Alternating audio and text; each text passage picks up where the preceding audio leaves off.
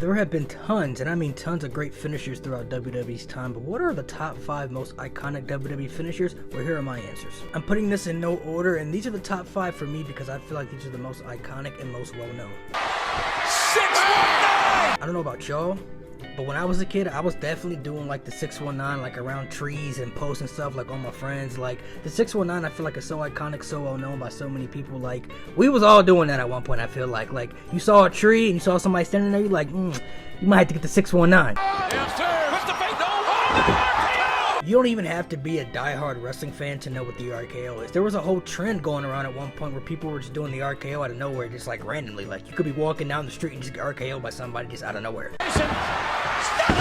For a lot of wrestling fans, I feel like the Stone Cold Stunner may be their greatest finisher of all time. Like, it's definitely one of the most famous, has to be the top 5. Like, the Stone Cold Stunner is just so freaking legendary. Like, when Stone Cold came out with that glass shatter, you knew somebody was gonna get stunned, and every time somebody got stunned, the crowd popped like crazy. Pedigree!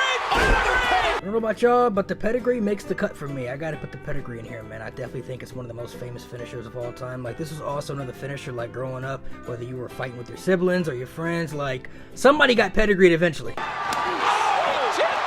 Of course, I gotta have Sweet Chan music on here. Now, I know the super kick is overused nowadays, like so many people use the super kick so much nowadays, but I mean, Shawn Michaels' Sweet Chan music, freaking iconic. How could I not put that on here? That's also another finisher, like growing up, whether you were fighting with your siblings or your friends, like somebody got Sweet Chan music, man. Like I did that a couple times, I can't lie.